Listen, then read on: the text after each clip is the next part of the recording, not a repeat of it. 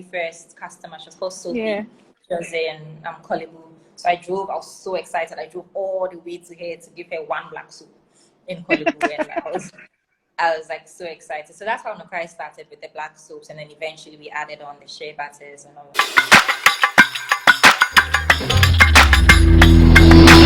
Yeah. We're about to have our first live session on Young.Entrepreneurs.Speak. Yes, I see our guest Nuquari has already joined us. So we'll send her an invite. Just a bit of background, as we were, on a break, we were thinking, how do we reinvent and the times that we find ourselves in. It's actually, triggered something in us and said, why don't we try and see how we can still ensure that there's business continuity? There she is. Hello. Hello, how are you? Good, how are you? Very well, thank you. This is the first live session for Young.Entrepreneurs.Speak. Focuses on entrepreneurs in Ghana and beyond, with the aim of basically telling the story, how it all began, what the journey has been like, what can others learn, from your stories, and then inspire them, give them hope, and let them know that you can actually do this. So it's a candid conversation. I don't like to call it an interview. I like to call it a conversation. So my name is Nefa, and I am the host for Young.Entrepreneurs.Speak. And my guest today, you may have seen the social media page. You may have used the products. You may have given reviews. You may have recommended products to friends and family, but you don't know the face behind the brand Nuquari Skincare. So my guest today is Tutuwa Ahwoi, and she is the founder and CEO of Nuquari Skincare. Titi, thank you so much for joining us today on our Instagram chat. Yes, Nefa. You really pushed me out of my comfort zone with this one, but Exactly. thank you for having It me. comes with a turf. And I mean, it's good to listen to people like you. Like I said, it's out of your comfort zone, which is probably what someone is experiencing and saying, I want to be an entrepreneur, but do I have what it takes? So even successful entrepreneurs like you, and yes, we'll put you in that category. Successful entrepreneurs like you have, a bit of a shy side and say, I don't want to do these kind of conversations, but it's important that we do it. Very, very shy. I think people should also know that we were talking about this for like maybe a month. Yes, we've been talking about this for about a month. Then you can do it. Yeah. And we're finally doing it. Yay!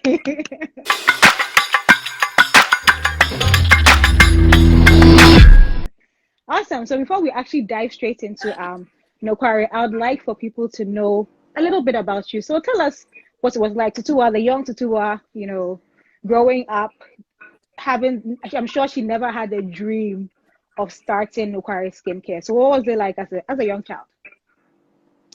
I'm an only child. Okay. So but with lots of cousins who are brothers and sisters to me, but I'm an only child. And so I grew up pretty much alone, aside from the kids around who I would play with sometimes. Most of the time I had to play with myself. So that's what I remember the most about my childhood. And my mother always tells this story of how I used to arrange cards and playing cards. I used to arrange them on the floor, and then I would be the teacher and they would be my students. And who so will be I'll your come student? from Your school mother? and I'll come with the names of all the people. I'll come with the names of all the people in my class, and then I'll be like, okay, you are Ikiadufi, you are Yadapa, you are this, and then I'll teach them. Then I'll mark their work. So I had old magazines. I used to use them as the students' workbook. Then I'll mark them. So if I'm not teaching, I'm doing like a beauty pageant, then I'll say she's the judge, so she should tell me who's prettier. Ikiadufi or Yadapa. Having a very imaginative childhood, which I think has definitely helped me when it comes to Nuquari and stuff like that.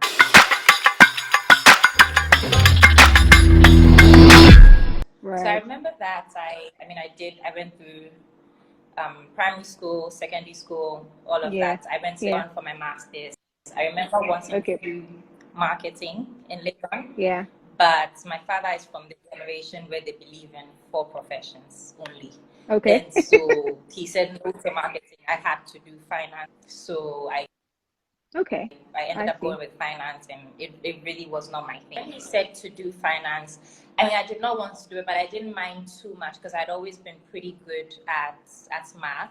So I was like, okay, I'll give it a shot, but it was not my thing at all.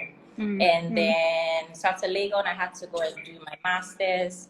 Again, I did international business with a major in finance, which again was not my thing at all. So was that difficult for you? Then, Was it because it wasn't your, I mean, let me put it wasn't bluntly, left to you so alone, you would opt for left something to me, I else. wouldn't. Yes, I was not interested in it. It didn't. I didn't struggle with it because I kind of liked math. Okay. But it really, I was not interested in it. I used to sleep behind the book. Like I was just, I was not having it.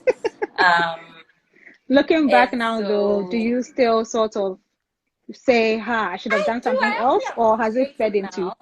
Okay. Okay. Yes, I Why actually is that? appreciate it now. I appreciate being able to, put my company accounting together the best way I know how, in a way I understand. I appreciate to, understand basic things, understand, particularly when it comes to like investors and all of that. It definitely has helped me a great Just deal. to show that, I mean, to some extent, parents actually, they do know best. I mean, they do, and they have our interest at heart to some extent. If I'd gone to do my marketing like by now, do you know what? Hey.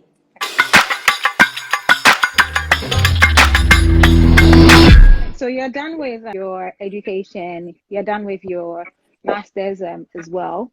And then what I happened? hadn't necessarily done what I wanted to do. I was kind of like a fish in water where Okay. I did not know what I wanted to do. I did not have a clear plan. And so someone would tell me, oh, GMPC pays really well. Then I'm like, okay, I'm looking for a job at GMPC. Or someone would tell me, oh, Cocoa Board pays really well. Then I'm like, okay, I want to work at Cocoa Board. There was no like clear plan because I just I'd been all over the place. I did not know what I wanted to do or like what even interested me. I was skeptical about doing a 9 to 5 because I know how I struggled with that. But I mean, what else do you do when you finish school? You look for a job. Yeah, exactly. That's like the normal flow, Exactly. You look for a Exactly. job and you're likely to find yourself in the corporate world. So Exactly. what was your 9 to 5 job that you landed? Asset management department where I was doing reconciliation of accounts, basically. Okay, okay. So in effect, you were using your degree to some extent, right? Yes, I did. Yeah, After Legon, I definitely did use my finance to yeah. some extent. Yeah. And how long did you work in the corporate world? For a year. For a year. For I a mean, year. during secondary school vacations, I would go do like internships. So if you Okay, count those, then yeah, a little longer than a year, but for the most part, a year. yeah. And then after a year, you were like, I'm done with this. This is not my life. I mean, I went to do my master's and then I came back and I was Yeah, trying to get into the corporate world again, but it wasn't working out. I was yeah. not, I mean, I Not was, working out in terms of you not getting job opportunities, or you basically yes. realizing So that you don't fit in. the year I moved back was 2016. So it was an election year in Ghana. Nobody was really hiring, especially the companies that I was looking at. So I was Yeah, home for a little over 6 months. right. And I mean, you know, you're home, your parents are looking at you like, I paid money, rise and do something. Um, so, so I was What were you home for doing a during while. those 6 months though, when you were at home, for the most part? I mean, at first I was writing my thesis for masters, so that was fine. But when I Okay. finished that, they really, I mean, I would go out, go for lunch with friends, that kind of thing. And at first it was exciting because I've been away for a while. But Yeah. after a while, it gets, quite boring. So it did go to a time where I was pretty depressed. Okay. And I remember going to church. So I said, God, there must be an answer for this one Yeah. because what are we doing, And so I remember I said to him, like, if you like I need you to give me direction, but Yeah. also don't let me go somewhere that you haven't directed me to because I don't want to Right. struggle at anything that I'm going to do. And I think Nuquari was born less than a month after that prayer. Wow. Wow. Yeah.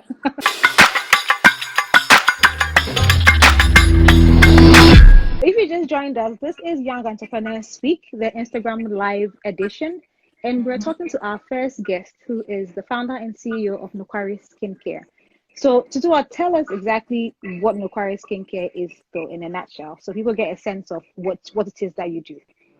So Nuquari is a skincare company at the moment. We're not going to remain a skincare company, just a skincare company forever, but at the moment we are a skincare company. We use primarily African ingredients that are handmade.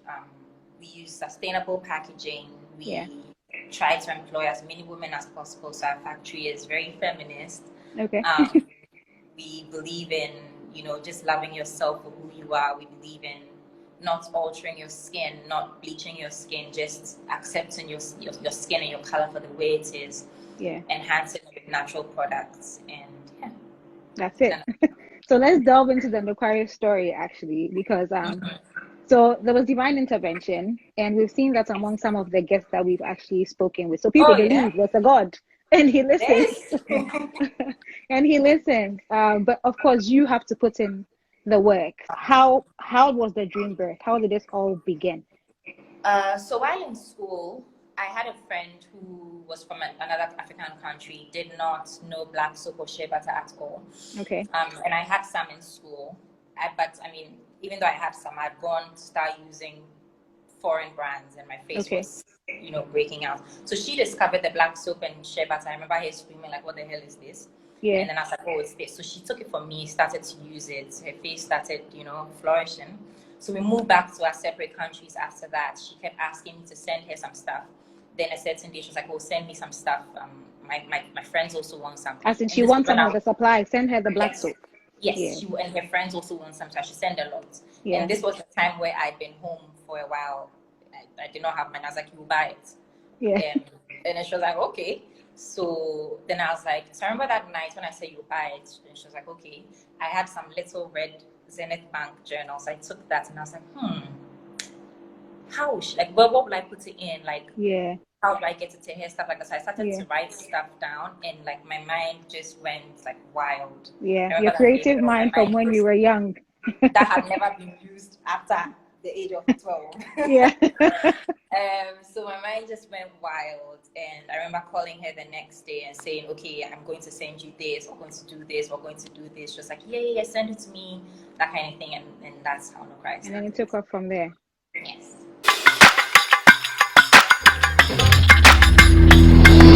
Lost you for a minute. Are you back? It's light off. But you see the power. We have internet technology. It's fine. Can you hear me? So I hope I can hear you. Yes, I hope you can see at least my shadow. Yeah, we can definitely see your shadow. You know what would be amazing if someone can get a phone and then turn on the flashlights. But I can see you. I'm sure that others can see you as well. If you can see her, please give us a wave or give us a thumbs up, because I can see you clearly. Okay. Yes. And the show must go on. I said, if you can see her, give me a thumbs up or a wave. You are giving me smiley faces and laughing faces. We need a thumbs up. Awesome.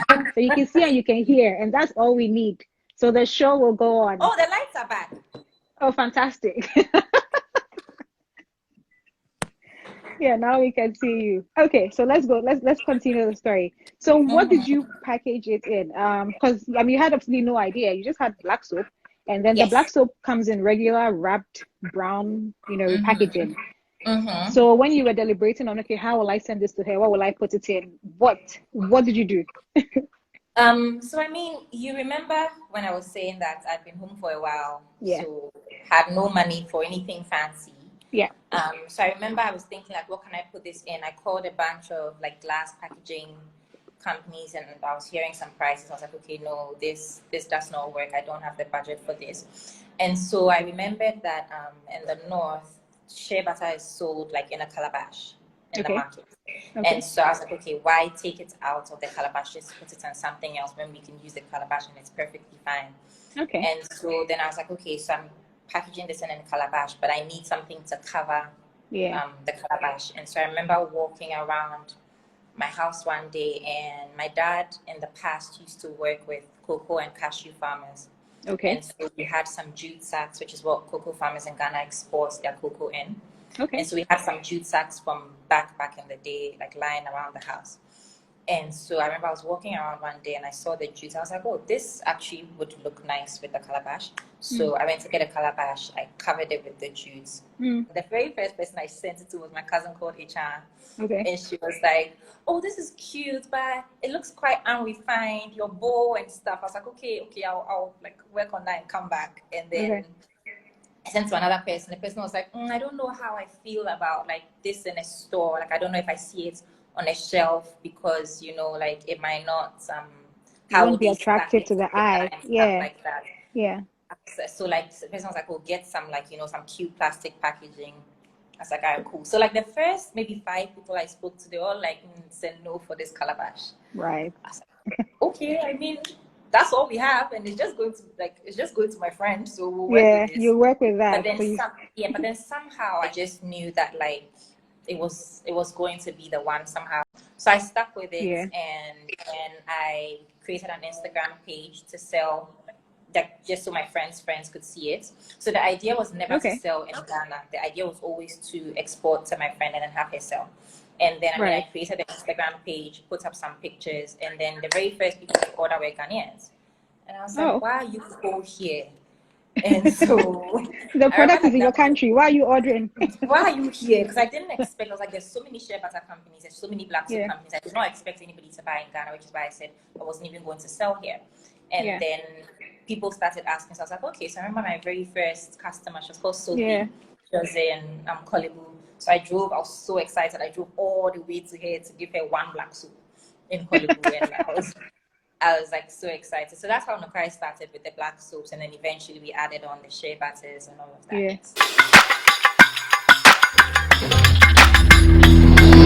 Right. So moving from your first Kolebu delivery, you know, then to the next phase, take us through the different phases. So you started with just the black soaps you mentioned. You know, so you were producing those. Were you doing this in your house by yourself? Like, or you were sourcing the material from somewhere? So I was doing all of this in my house by myself. How are you doing that? So, I mean, when I started, I was trying to package 24 soaps for my friend to send to her friends. And so I sat in my bedroom. I got the calabashes, washed them, got the jute sacks, washed them, dried them on the grass, took everything out back to my room, packaged it, tied the bows, cut it, took 1,000 pictures of it. I was doing everything by myself in the beginning. And then I remember this day. So, and then I was on Instagram. I had barely 20 followers, to be honest. And then I remember this day I was driving to Spentex, and then I got a call. So I pick up the phone, and the person is like, hi, I'm the marketing manager for Kempinski. I'm like, okay, we saw your black soaps and we would like 300 for Christmas.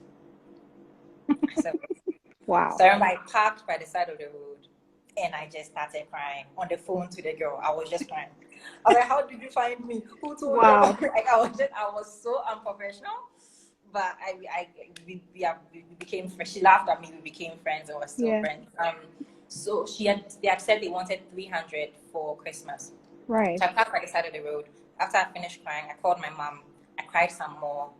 Then it hits me like, this is real. 300 soups in 3 weeks. And she's like, okay, yes, now it's time for you to like get someone to help you. So she had this lady who used to help her with like her home stuff. So she was like, okay, she'll send her over to me, and then she can help me. So me and that lady, and then a friend of that lady, started in my father's kitchen. And so are they still with you? Yes, they are. One of them is, one of them isn't. Okay. Yes, so we started in my father's kitchen. We made the 300 for Kempinski. How did you mobilize the logistics? For instance, the 300 soaps that Kempinski wanted. This is you, and you had only gotten 24. So how do you then round up, enough soap to make 300 to deliver to a company like Kempinski? So, went to get the 300 calabashes, got everything from where? I needed. From the market, from Malata. That time, if you knew the market more than me, went to Malata myself, went to get the calabashes, everything. It was a one-woman show until probably December. It started in September. It was a one-woman show until December. And so I got all of those things. So when my mother actually gave me the woman, I started a little bit. So they came and we did all of the rest together in the kitchen. And this is the story I always tell. It's so funny. So the ladies had never been to school, and so they don't read or write. Okay. But they're excellent at what they do. And so then what they didn't know was that for the labels, the yellow one is original soap, the green one is neem soap, the black one is charcoal soap, right? So they just look at the colors and then label the calabashes. But then Kempinski wanted 300 shea butters, and the shea butter label is yellow, but the original soap label is also yellow. So that day, I had gone out to Kempinski for something. Finalize, yeah. They had put 300 of the wrong labels on the calabashes. Because you told them by color. Said the yellow one. And so the way it works is you can't just rip it off. The whole cover is coming off. And they were collecting the stuff the next day. We did not sleep that night. You can't blame them really. It ended up being funny, but that day, oh my God, I've never cried so many tears in my life. So yes, that's one of the interesting, we'll call it the challenges, but the challenges that come with the job. So no longer color code. Yeah.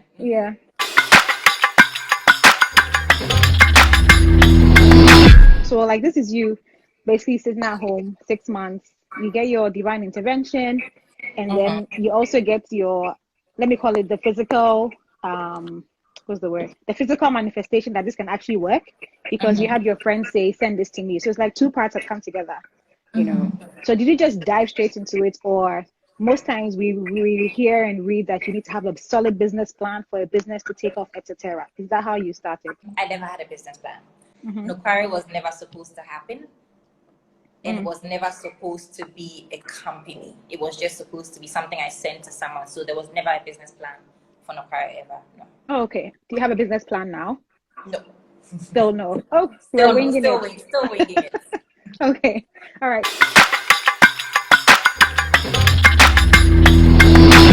I think one key question I haven't asked you though is how much capital you needed to actually start this, and whether you had funding from anywhere, or were these your personal savings? So in the beginning, the calabash, the good thing about the calabash and the jutes is it's very cost effective. And so for the beginning, it was all personal savings until it got to the point where I was ready to launch the shea butters, and I wanted to use bamboo packaging, which is quite expensive. Then I had to get funding from family and friends. Yes. Yeah. How much capital did you start with? Let me ask the hardcore question. Unless now you don't remember, because now it's a success. I don't remember. I don't remember. I'll remember and tell you soon. You remember and tell us. Okay. All right. Sure.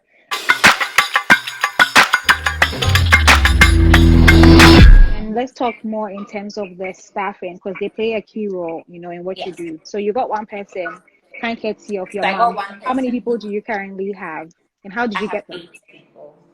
I currently have 8 people. Yes. So my mother gave me Ramatu, who brought her sister Sarah. Sarah left because she lives in Nuquari, so she had to go back to her kids. But Ramatu stayed. Okay. And then I asked, my friend at the time also brought me someone, so she also joined. So it was the two of us it was us 3, that's 2 women and me, for a very long time, for about a year. Okay. And then I remember we did Becca's Wedding Favors, the singer Becca, and that also was another point where we blew up. Yeah. And so then there was the need for additional staff, and so Ramatu had said to me that there was this girl who lived opposite the factory who was always coming to ask if we were hiring. So I was like, okay, call her and let's see if she's interested. So she came. So it was the 3 of us for a while. Then she brought some friends, and now she's brought 5 people. Oh wow! 5 young girls, yeah. And so when it started, it was older women. Ramatu was in her 40s, Sarah was in her 40s. But now it's like 21, 22-year-olds. So now I always joke that I'm running a crash over here, because it has gradually, the age has gradually reduced. Yeah. Yes. Did you start off making enough money to actually pay them salary-wise? And how easy was it for you to get them to buy into your idea? Considering the fact that firstly you're very young, and this is uncharted waters for you. You were just trying something out, and then you had an aha moment and said, "This should be my business." So firstly, how did you get them to buy into it? And secondly, had you made enough money to start paying salaries? Because now you're officially an employer. Yes. So with Ramatu, one good thing is my parents always instilled in me the value of being nice to people, and my father is very generous. Everybody who knows him says he's very generous, very kind, and I think that some of that rubbed off on me a little bit. Okay. And so I remember that I overheard a conversation with Ramatu. She was on the phone with someone. She was telling the person how the person should come and work here because the madam is so nice. She gives you everything you ask for. She's genuinely interested in you and your children. I was like, oh, that's nice. Thank you. So I think that's what brought me the loyalty that I have from the women that I work with. I mean, I hear Ghanaians complain about staff and how unloyal, how disloyal and all of that. And I can genuinely say that I have not had those problems for the most part, because some way, somehow, I found a very loyal tribe who love what they're doing, seem to really buy into the vision, push themselves more than sometimes I even push myself, push me to in times when I'm just like, oh my God, like I'm tired, what is this? Then I'm like, no, we have to keep going. So I mean, I cannot say exactly what made them so loyal, but I can say that, I mean, it's a two-way street where when you treat people a certain way, they also give you back that loyalty and, you know, love that allows things to just grow. And so I really would not be here without them. It wasn't for them. It's nice, they've sacrificed, yes, definitely not. And then in terms of the salary, so did you pay them from day one? In the first year, I had to borrow money to pay them for sure. Okay. I had to borrow money to pay them. Sometimes I'll have to pay them from like my personal savings or whatever. But then that was maybe for the first 5 months, and then gradually the business started to pay for itself. Awesome. And now we are at 8 people, and awesome.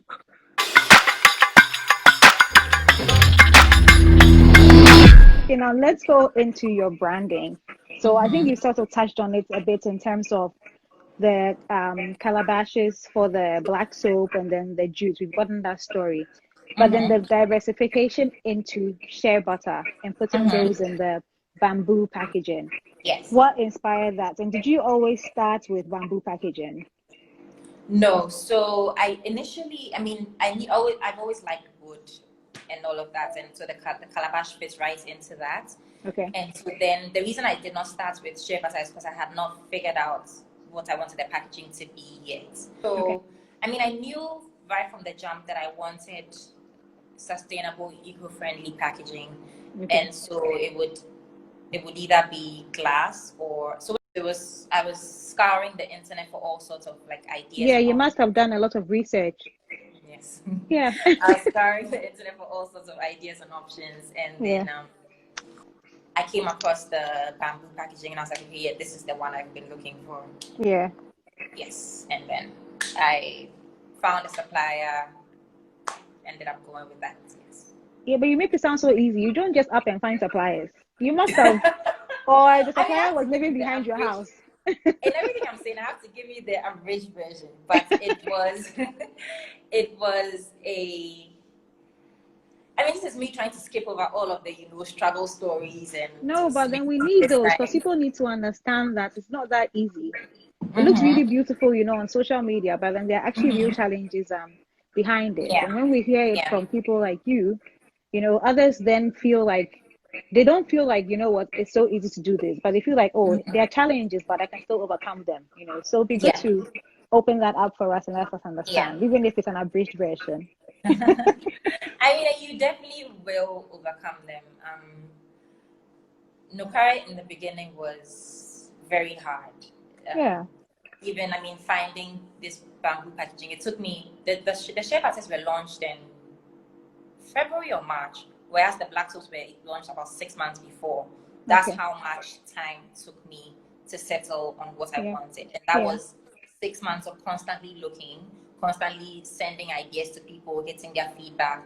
And one thing also is you have to believe in what you want, in what you have to believe in what, because a lot of the times I would send people ideas and they just could not picture. They didn't visualize it. Yeah, they couldn't visualize it. And call it stubbornness, strong will, I don't know. But I've just always been, if I want something, if I'm going to do something, I'm going to do it. Even while I'm asking you the question, I know my answer already. So while you are saying the no, I'm like, okay, I hear you no, but don't you think, like, I've always been that kind of person. And so believe in what you have, and you know, you don't have to make your thing look like everybody else's for it to sell. Different sells nowadays. And I mean, I knew the path I wanted to go sustainable route.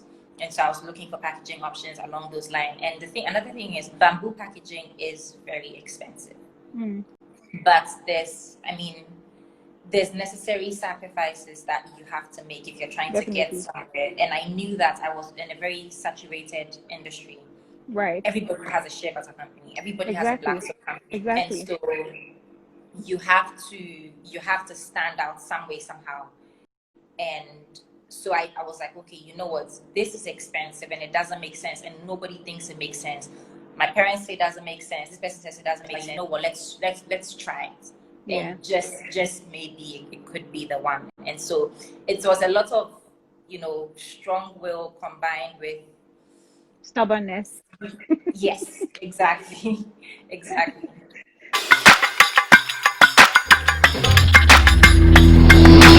So in terms of you saying that, you know, it's expensive versus how much, because now you're bringing us to price versus how much you actually sell your products. Are you profitable enough, you know, in terms of what you pump into it from a cost perspective to how much you actually make out of Nuquari? So God being good, we are profitable, but we're also constantly looking for ways to cut down on expenses without compromising on quality. Exactly, to cut down on expenses without compromising on quality. Because I mean, especially when you're doing handmade stuff, a lot of things, and you don't realize how much goes into what we're putting out.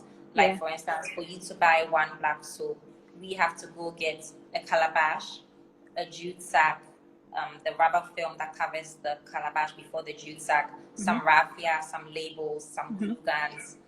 There's a lot that goes into it, and the packaging alone is the majority of our cost. And so we're constantly looking at like new ways to improve on our expenses. But yes, so far it's paid off. Yes. Awesome, fantastic.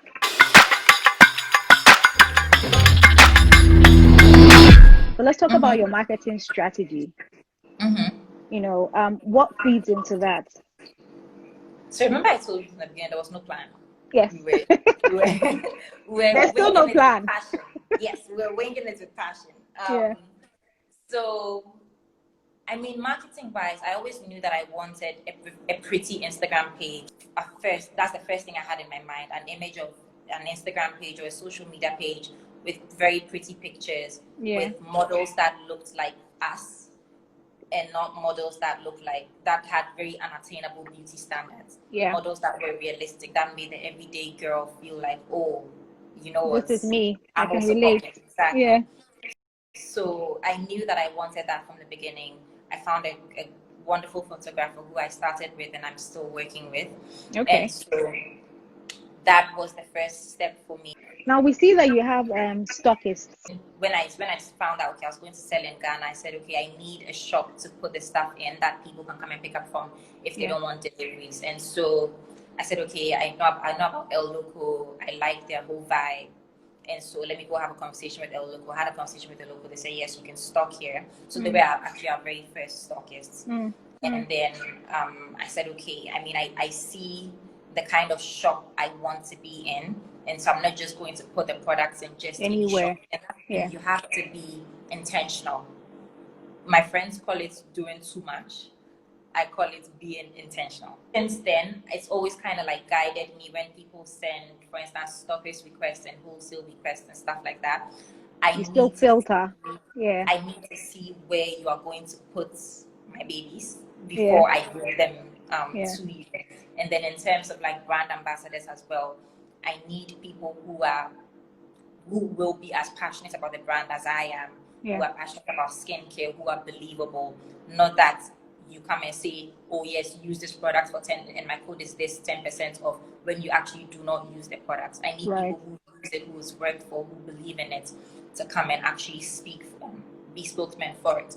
So that's kind of, it has never been like, I mean, as things come up, I plan, as I was telling you, like, so this comes up, then I plan that way, and this comes up, and I plan that way. So when I realized, okay, a lot of people are asking for it internationally, I have to find international stockists. Okay, where do we go first? The first place people were really asking from was South Africa, apart from Ghana. So looked on the internet for, I was just typing South Africa skincare, a bunch of options came up. I found one, I felt like, okay, these people will be excellent. I reached out to them. And I mean, in the beginning, when you need the person, it's hard. I was coming to that, whether you've had a couple of no's, because it seems like you've had a lot of yeses. No, actually. So I'll backtrack a little, speaking of like when you need people. So I remember that the December I started, so December of 2017, I said, okay, I want to do weddings. And so I'm going to turn this into favors. And so I just need one bride to give me a chance. So I remember I have a friend, and his sister was getting married, and I'm like, oh, tell your sister I want to do her wedding favors. She's like, no, I don't know you. Nobody knows you. No. I was like, okay. And I remember, like, let's say if I spoke to her, convinced her, it took like a month, and she's like, she was finally like, okay, fine, but I'm not like, we have to talk about price. I'm like, okay, so let's say if what she was supposed to pay was 100 cedis, I actually ended up making her pay 30 cedis, so it was a complete loss. Just so because as you know, if she uses it, I guess some pretty pictures out of it, people come see it, other people will start buying. So for now, it doesn't matter. So my first 3 wedding clients, it was a complete loss because I was the one begging them, please use me, please use me. And so it was the same with the shops. And so with the South Africa, a lot of terms that I had negotiated in the beginning were very unfavorable for me. But it was a thing of, you know what, you are new in this game. And there's tons of share butter companies. If they don't take you, they'll take somebody else. Someone else, yeah. So just, swallow it up for a few months. It doesn't stay that way forever. Positions will change. And then it gets to a point where they will not come and be like, excuse me, can we? And then you'll be like, ha, now I've got you. So have positions changed? Yes. That's a joke.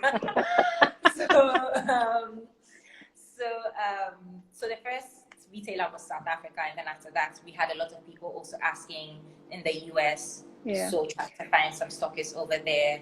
Then a few people also approached, hey, can I stock this, can I stock this? So it's always been about, yes, I can't say I'm somebody who has a business plan that I'm following, but I'm paying attention to what is happening in the business. And so I realized that a lot of people from this place are asking, then I move that way. Then I realized a lot of people from here are asking, then I move that way. Right. And that's kind of where it's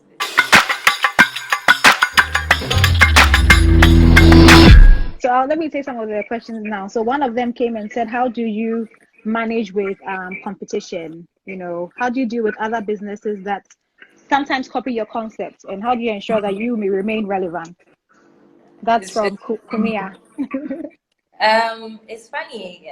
At least once a month, I get somebody sends me an image of somebody who is trying to do exactly what we're trying to do. The most recent one was somebody using wood packaging with a logo that looked exactly like Nuquari's logo.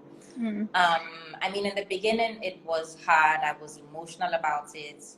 But then I have a cousin who always talks about the bread aisle. And always says that in the bread aisle, there's lots of people selling bread, but everybody has a market. And so the way I deal with competition is I stay in my lane. Right. Yes, I see what other people are doing, and I'm happy for them and I'm excited for them. Right. But it does not bring me down in any way. It does not. I'm staying in my lane. I'm doing what I'm doing, and it seems to be working, and so I'm doing just that. Another one was in terms of how one becomes a distributor. Apparently, some emails have been sent to be distributors, so they are pending your feedback. I know. But just generally, how does one become a distributor? So when you go on the website, there's this tab, partner with us, I believe. Yeah. You go on partner with us, then you go on become a stockist or wholesale partner. Yeah. And then just fill that form and submit it. I'll be very honest, it has been a hectic couple of months, this 2020. And so with regards to distribution requests, I've been very much behind because like lots of other things were happening. But I'm so and like what you were asking, because I was discussing with my cousin, I was saying, look, we've been so overwhelmed these past few months, and we were not doing it. Who would do it? We don't have anybody else who can do what we do in this way, and so we need to, hire up. And so we're actually hiring now somebody who's going to be dealing with all of these distribution requests and stockists and all of that. And so we're hoping to have the person by the end of this month, and then all of that will be fast. Okay. There was a question in terms of shop location. So that brings me to my next conversation with you, which is, first, it was solely online, right? Yes. Or delivery from your home. And then you moved into an actual physical brick and mortar location. Why did you believe that you had to do that? Because we have been an online business for 2 years, specifically an Instagram business for 2 years. And I felt like, we have reached saturation. Everybody that's going to find us on social media has found us. Yeah. And so now we need other people who are not on social media to also find us. And that was what guided the decision to get a store. And so it was because, and I mean, I was always hesitant in the beginning to get a store because you don't need to pile on overheads that you don't need. And so for the beginning, deliveries were perfectly fine. But then now we get to a point where you are overwhelmed, the delivery guy is overwhelmed. People want to see the products before they buy. So now everybody who wants to buy the product says, send me a picture. Can I come to your factory and come and look first? And it's just like, okay, you know what? We need a physical store. And at this point, let's look at the numbers. Does it make sense? Can the shop pay for itself? Stuff like that. Yes, then let's go for it. So we got a physical store in December of 2019. Yeah. Is it paying for itself yet, or it's too early to tell? It's too early to tell. And was it easy finding the shop location? Because I mean, I would say that I've managed to go there, and it's quite a prime location, you know. So there's definitely rental costs, and all that comes with it. So I mean, looking for the store and itself, I had help from, as usual, I told you, my cousins and my family. I had help from a cousin of mine who was helping with an agent who was going around and stuff like that. But in that particular store, I remember the agent was showing me a store opposite that store. So I was at the store opposite that store. Then I turned and saw this one, and I saw for rent on it. And I was with one of the girls I used to work with. And I said, oh, let's try that one. She said, no, that one, it's be expensive. I said, let's ask them, we'll beg the owner. So when we called, and then the rest is history, we found that store. And I mean, in terms of, yes, that store in the beginning was giving me sleepless nights. Like the anxiety was through the roof because it was, you want to collect this shop, can you pay for it? Yeah, exactly. But then it was the push that I needed because it pushed me to do so much marketing, restructure so many things, launch, and you realize when the shop was actually open, that's when we launched like facial oils, facial cleansers, travel pouches, because we needed stuff to pay for itself. And so it forced me to be, because I've been comfortable with just the black soap and the shea butter. I've thrown in a lip balm 2 years later, but I was now stuck in the routine of things. And so I was stuck in, making wedding favors, doing the day-to-day stuff. And the store forced me to bring back my creative side and just launch new products to pay for the store. So, So which one fetches in the most revenue for you? Is it the wedding favors that you do? Is it your online retail, or is the physical shop? I mean, the physical shop is very new. And so it's hard to make a comparison with online sales. But if you take just the time period the physical store has been in existence and compare it to the time period for the online sales, the store is actually matching online sales boots for boots, which surprises me every single day. I'm just like, what?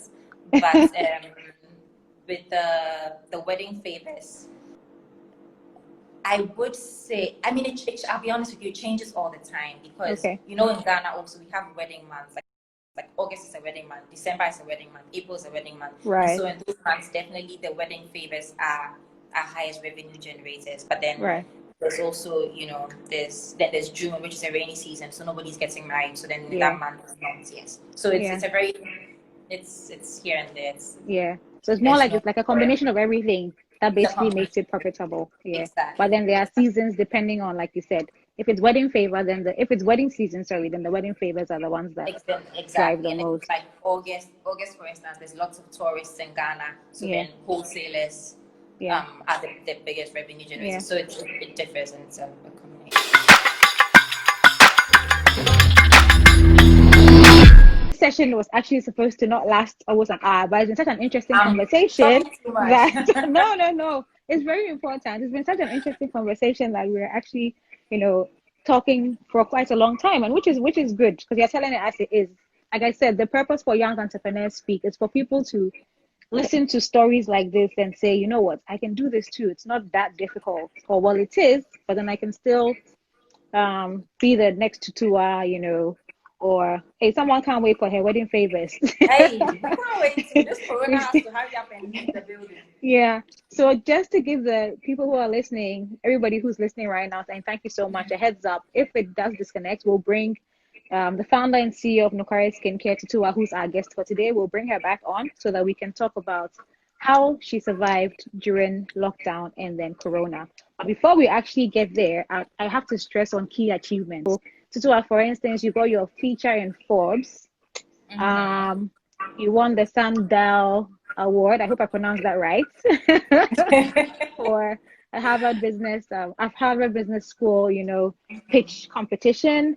You had a BFT feature in Ghana. So let's talk about those, key achievements. Let's start with Forbes. What was that like? Okay, so we'll start with Harvard because Harvard feeds into Forbes. Okay, sure. That's fine. So someone had sent me the requirements for, it was a startup competition, and so I think we were taking 10 startups that year to come to Harvard and pitch and for the chance to win a prize. And so I was like, whose dream school is not Harvard? Yeah. So I saw Harvard on the thing. I said, this thing, I'm doing it. And so I remember I looked at the questions and it was like so many questions at once. And so I sent them to my cousin who's also called Tutuwa. I was like, oh, can you help me with this thing? She's like, yeah, sure. Like, let's create a Google Doc. You write what you want. I'll look right, do some edits, that kind of thing. And so I did the application. I did the application Christmas time. Was it the Kempinski time? Yes. Okay. When we're doing the Kempinski orders in our first round of wedding favors.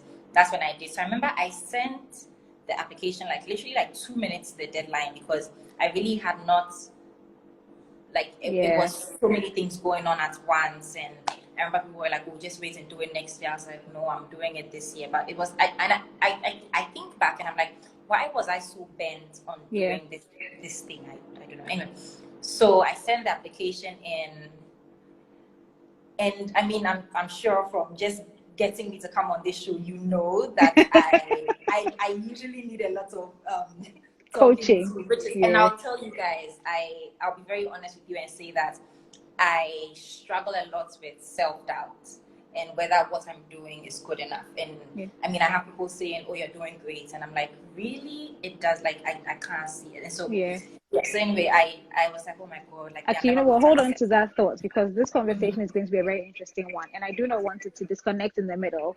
So we're going to end the live and then I will come back on so that we can get you for, another hour. But be sure, your self-doubts, you don't have to have self-doubt because you are doing fantastic. So we're bringing you back on. Let me end the live now and then we'll come back on and listen to the fourth story and then talk about Corona era and post-Corona. We've been watching our Yes segment with Tutuwa Ahwoi. She is the founder and CEO of Nuquari Skincare, and we'll bring her right back. Please don't go anywhere.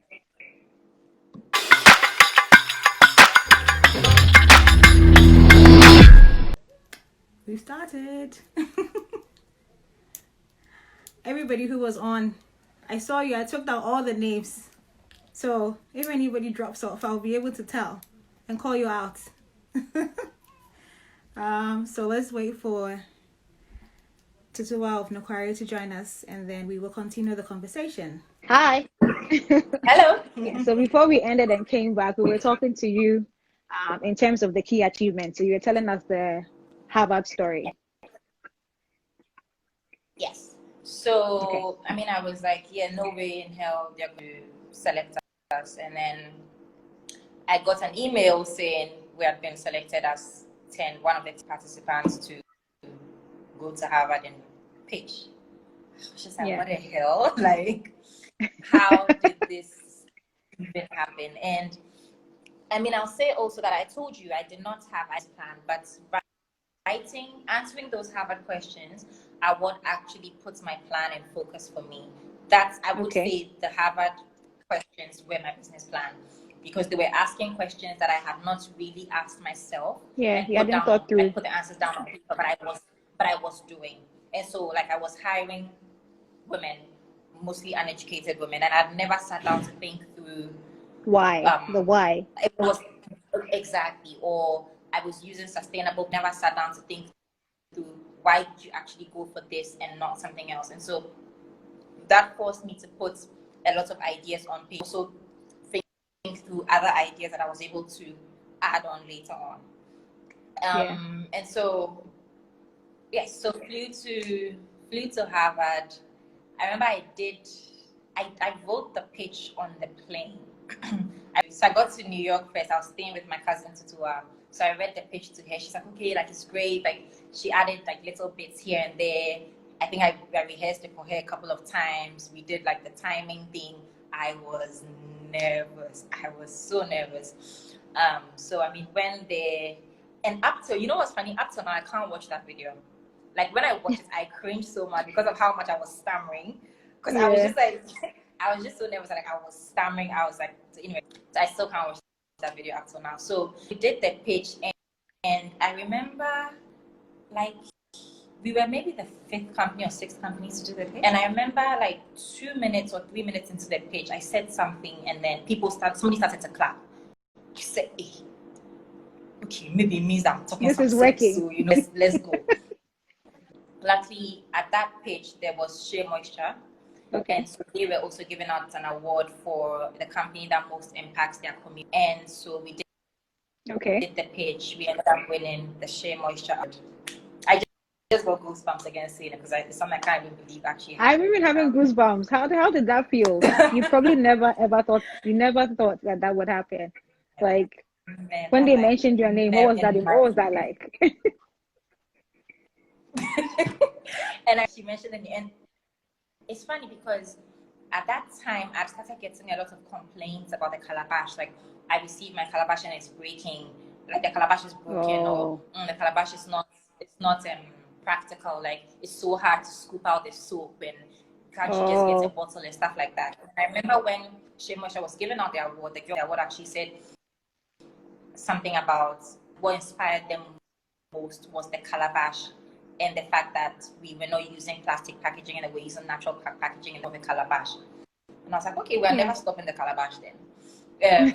So that happened. And then that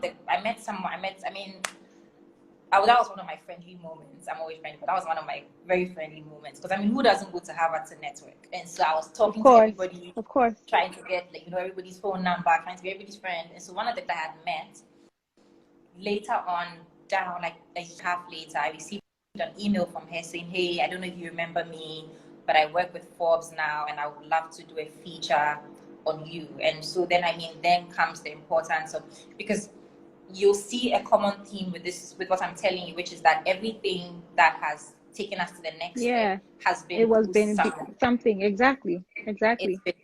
It's been through someone. And so it's like, it's something, I think it's TD Jakes who always says, like, when you dignify the 40, you get the 400, or something like that. And so you don't, I always, you know, like, yes, this is a small opportunity, but something very big could come out of it. So you give it like everything that you have. It's a stepping stone into something else. Exactly. Yeah.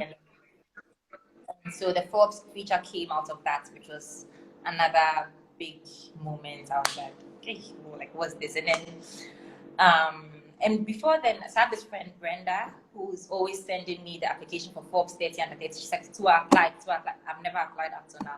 Because after that one, we're still working with it, like, ripping the self-doubt into shape. It's still a work in progress. So hope next year I can actually do that application. Sure. So I mean, I'm trying to be as real here as possible and say that yes, you may come on our Instagram page and it looks like figured out, but I really don't. I struggle so much with doubts and lack of like confidence and all of that, but somehow it's working. It's working. Mm-hmm.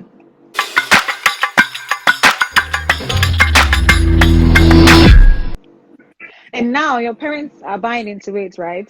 I'm sure in the beginning, did your folks Yes. think this daughter of ours is crazy? And I remember the day I was going to deliver the one soup. I don't know if I should be telling this story. I remember the day I was going to Yes, deliver tell the the one soup story, to my please. friend. The day I was going to deliver the one soup to the first customer. So I went like excited. I was with my friend Solange. So we're excited to I just go and order like I'm going to deliver the soup. He's like, how many soups? I'm like, one. Oh, yeah. I said, oh my God, that day I cried and cried and cried and cried.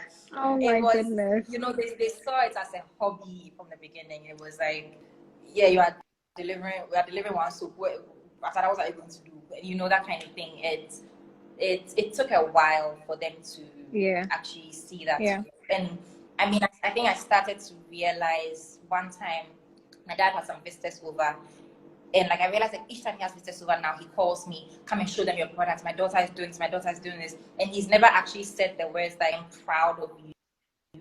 But in the way he acts, like he shows it off to everybody. Yeah. I can just see it. So yes, it's there now. Yeah. Fantastic. So that yes. So. People are saying keep doing it. You're doing well. Someone says to tell you to make sure you put in that application for Forbes 30 under 30 because you are doing fantastic. So you see, it's working. It's working. So just keep it up. Don't worry about it at all. At all. At all. At all. At all.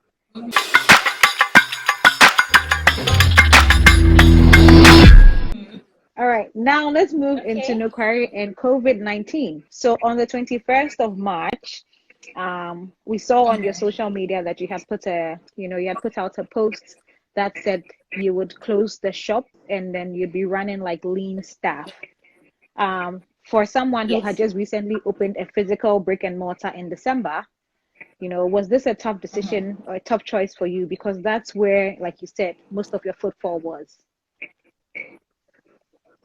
I mean, it was tough business-wise because, I mean, you're essentially saying bye to revenue. But exactly, it was not a tough decision to make because I was thinking about the staff and how they would have to commute every day in crowded public transportation, come here, make the stuff. I was like, you know what, it's not worth sacrificing people's lives. And I mean, if I also wanted to be selfish and think of myself, they come here, somehow we all get infected. I go back home. We all know how this sickness is not kind to age, to old people. That's me going to, infect my father. Yeah. And so is this really worth it? No, it's not. And so it was a very tough decision. Like, and I think we closed a week before the lockdown was announced. Yes, exactly. So I think it was on a Sunday, and I was discussing with my cousin, and we were like, you know what? And I mean, she's in the US, and the US was already on quarantine long before then. And so we're like, you know what? We're going to be saying bye to revenue, but we have to, like, it's a necessary thing to do. And so we closed the shops. We even closed for deliveries. And I had like quite a few people saying everybody's still doing deliveries, like other cosmetic companies still doing deliveries, other chef companies still doing deliveries. Why are you not continue your deliveries? And I'm like, you know what, putting the delivery guy out there. Because what I'm doing is then I'm in my house, I'm sheltered in my house, and I have sent somebody out there to go and come into God knows what, and I did not feel comfortable with that. And so we're like, you know, we'll shut down the whole thing.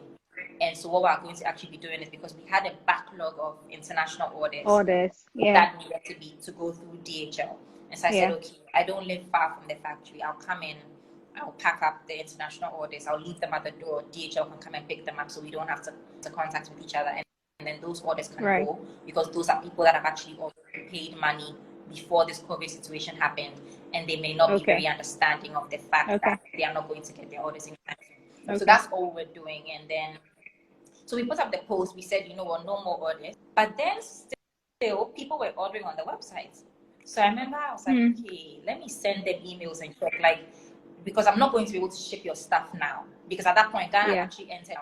I said, okay, I'm not going to be able to ship your stuff until probably 13th April. So let me send you, do you want us to keep your money and ship your stuff when the lockdown is lifted, or do you want a refund? And 95% of them said, my money, I'm excited for the product, send them to me and then send it to me when lockdown is lifted. I was like, you guys are nice, thank you.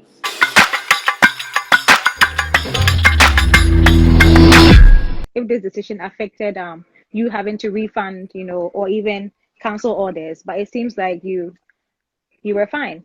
So we did refund one or two. It was not many at all. Okay. 95% of them said keep the money and then we go. But I mean, I'm not saying this to say that nothing changed for us. Honestly, we took a very big hit, especially by saying we are not doing deliveries. We took a very big hit because I want to say like overall sales reduced by honestly about 95%. That sounds very. Wow. But anyway, but honestly about 95%. But I mean, we're like, you know what? This is not the end. It's not the end, and let's see how long this lockdown will, and we'll bounce back. And if we have to get between, find new ways to, we'll do that. And so that's what. So did you get creative in between? Sorry. Did you then start getting creative in between? Because now you had a rest period. So did your creativity come out? Yes. So you know what? So the very first week of the lockdown, you know those memes that were saying, this is the time to like drop your business plan, do this, and some people will be like, no, this is just sleep, and there's nothing wrong with it. That first week I was asleep. I slept like the whole week through, and then so I signed up for a skincare course. I was taking a skincare, like a diploma in natural skincare formulation. I started about 3 months ago or 4 months ago, but I haven't actually been very hands-on with the course because Nuquari doesn't give me a lot of free time. And so during this period, I caught up on a lot of my classes. And so now I'm back feeling like, we have new knowledge. Let's create some more stuff. We're acquiring certain skills that will then make the money come in when we do open enough to recover what we've lost so far.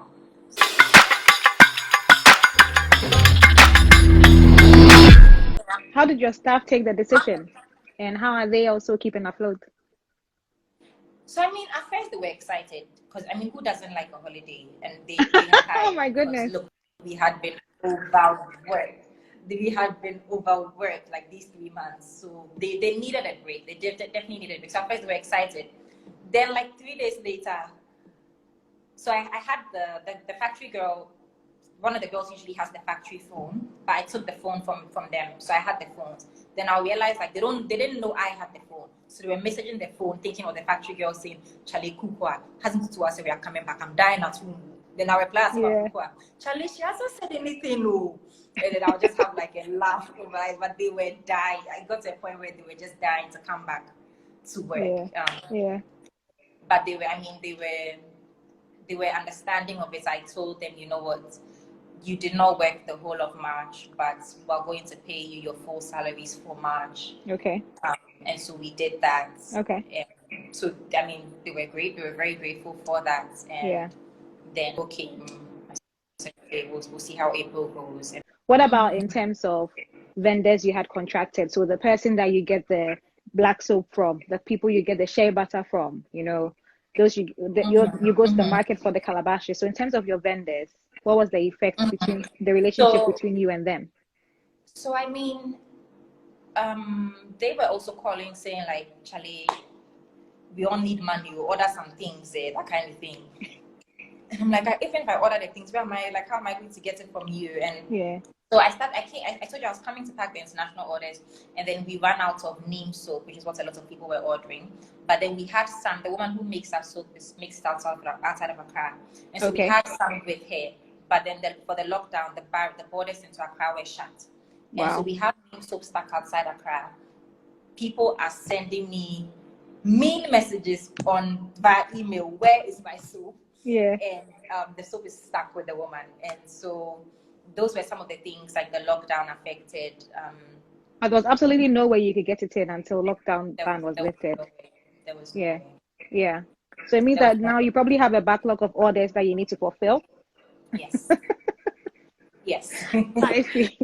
And during the lockdown period, how are you basically staying afloat, you as an individual? Because Nuquari is your sole source of income, correct? It is. It is. Yes. So how are you staying afloat You know financially? what lockdown does? It doesn't make you spend money.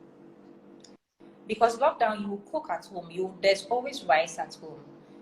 You will not go out and buy and have to buy drinks. So no, during the lockdown, and I'm something I was always telling myself, like, the money you have now, you are stretching it for God knows when.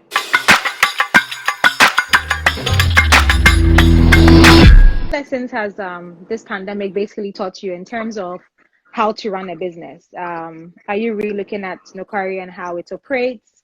Are you going to have to make a few changes to that? You know, we've seen people who, so if it's like the salons, for instance, now they have all the gloves, they have the sanitizers, you know, they have the face masks.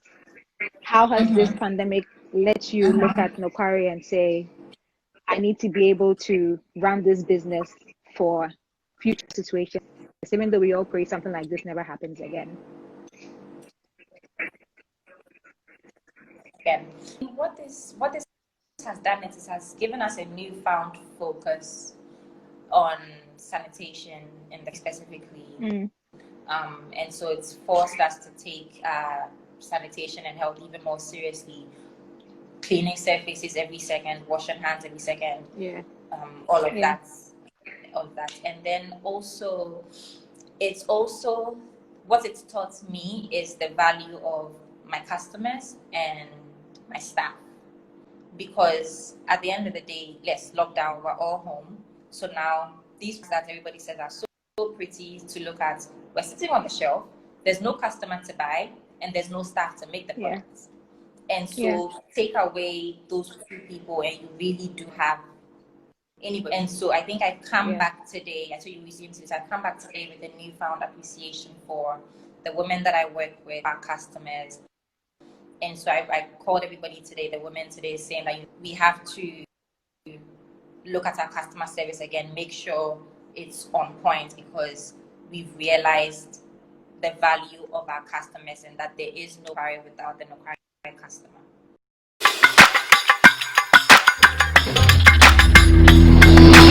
Final thoughts, plans for Nuquari post COVID-19, because we're still, you know, gradually going through it. Yes, and I told you I went through my skincare course, so now I have new ideas that hopefully you guys will love, and can't wait to, you know, dream up some new products, launch new stuff. We're very open to suggestions, so let us know what you would like to see next. People tell us scrap, so just slide into our DM, let us know what you'd like to see next, and we'll work on creating those. I'm also looking to, our stockists have been out of stock for a while because I told you we're under so much pressure, so looking to restock all of those. Just looking to get the business back where it was before all of that pressure came in. So making sure everybody's satisfied, making sure that things are working well, and then expanding. Yeah. Fantastic.